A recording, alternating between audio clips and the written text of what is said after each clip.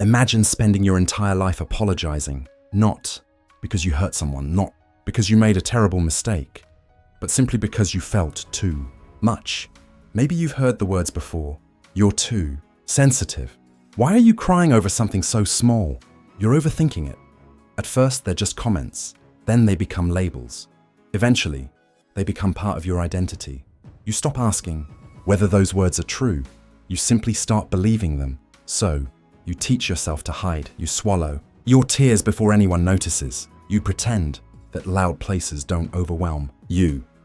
You smile even when your mind feels exhausted. Little by little, you become an expert at acting like someone who isn't you. The strange part is, no one ever questions the opposite. No one walks up to someone who never notices another person's pain and says, "You're not sensitive enough." Somehow, feeling too little is considered normal. Feeling too much becomes the problem. But what if we've been measuring sensitivity with the wrong ruler all along? Imagine two cameras pointed at the exact same sunset. One captures the basic colors. The other captures every tiny change in light, every subtle shadow, every layer of detail hidden in the sky. Which camera is broken? Neither. One simply captures more information. For decades, psychologist Elaine Aron has studied a personality trait known as sensory processing sensitivity.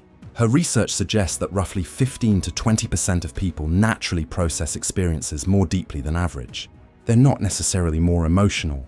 They're more responsive to the information their brains take in. That difference changes everything, because when your brain processes more, life feels more. A compliment stays with you longer. A harsh comment echoes for days. Beautiful music doesn't just sound pleasant, it gives you goosebumps. Crowded cafe isn't just noisy, it feels overwhelming before you've even ordered your coffee. From the outside, people see the reaction. They rarely see the amount of information that came before it. It's like watching someone carry 3 heavy boxes and wondering why they're walking more slowly than everyone else. The pace isn't the issue, the weight is. And perhaps that's the greatest misunderstanding about highly sensitive people. People assume they're reacting too much, when in reality, they may simply be reacting to more. But here's where the story takes an unexpected turn. If your brain is taking in more information than most people, that's not only an advantage, it's also a responsibility. Because a mind that notices more beauty also notices more pain. A mind that detects subtle kindness can also detect tension long before anyone says a word. The same gift that allows you to connect deeply with people can quietly drain you in a world that never seems to slow down. And that's where the real mystery begins. Because the biggest challenge of being highly sensitive isn't feeling too much. It's surviving in a world that rarely stops making you feel anything at all. The truth is, your brain isn't making your life harder on purpose. It's doing exactly what it was designed to do. Imagine walking into a busy coffee shop. Someone else sits down, orders a drink, and starts a conversation without thinking twice. You walk into the exact same room. Within seconds, you've already noticed the loud espresso machine in the corner. The music feels slightly too loud. The person at the next table sounds irritated, even though they're smiling. The lights seem a little too bright. Someone behind you keeps tapping their foot. There's a faint smell of perfume mixed with roasted coffee beans. None of these details were things you consciously decided to notice. They simply arrived, one after another, like dozens of browser tabs opening all at once. This isn't imagination. It's one of the defining characteristics researchers have observed in people with sensory processing sensitivity. Rather than quickly filtering out background information, they tend to process more of it before deciding what matters. Think of your brain as an airport. Every second, thousands of pieces of information are trying to land. Most brains act like strict air traffic controllers. They wave most of those planes away. Not important. Ignore that. Focus on what's necessary. But a highly sensitive brain is often more cautious. Instead of dismissing information immediately, it asks, what if this matters? Should we look more closely?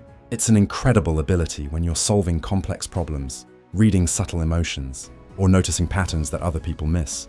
But it also comes with a hidden cost. Every piece of information requires energy, and energy is limited. That's why many highly sensitive people don't necessarily become tired. because they're weak. They become tired because their brains have been working overtime all day without anyone realizing it. Here's something interesting. If you've ever left a crowded party, feeling completely exhausted while everyone else wanted to keep celebrating, you probably assumed something was wrong with you. Maybe you thought you weren't social enough. Maybe you blamed anxiety. Maybe you wondered why simple things seem so much harder. But what if exhaustion wasn't a sign of weakness? What if it was simply the price of processing more? Suddenly, years of self-criticism begin to look very different. And then another strange pattern starts to make sense. Have you ever noticed that you don't just observe other people's emotions? You almost absorb them. A friend walks into the room pretending everything is fine. No one else notices. But somehow, you do. You can't explain how. Something in their voice, a pause between sentences, a smile that lingers just a little too long. Before they've said a single word, you already feel that something is wrong. People often call this intuition. Sometimes it is. Sometimes it's simply the result of your brain quietly connecting hundreds of tiny signals that most people never consciously register. Not magic, not mind reading, just extraordinarily deep observation happening beneath awareness. And that's exactly why the world can feel so beautiful and so overwhelming at the very same time. Because once your brain learns to notice more, it becomes almost impossible to convince it to notice less. And maybe that's the biggest misunderstanding of all. For years, you've probably been trying to change yourself to become tougher, less emotional, less affected, less you. Because that's what the world rewards. Move faster, talk louder, care less. Don't take things personally. Keep going, keep smiling, keep producing. But imagine asking a pair of noise-cancelling headphones to become a loudspeaker, or asking a high-performance camera to stop capturing detail. The problem isn't the equipment. It's expecting it to do something it was never built to do. Highly sensitive people aren't broken versions of everyone else. They're different systems operating in the same environment. And every system performs differently depending on where it's placed. A cactus thrives in the desert. A water lily thrives in a quiet pond. Neither one is weak. Neither one is superior. Move either into the wrong environment, and suddenly it begins to struggle. Not because something is wrong with the plant, but because the environment no longer matches what it needs to flourish. Perhaps people are more like that than we'd like to admit. Research on sensory processing sensitivity suggests that highly sensitive individuals often respond more strongly, not only to negative environments, but also to positive ones. Supportive relationships, psychological safety, meaningful work, and periods of rest don't just make them feel slightly better. They can transform how they function.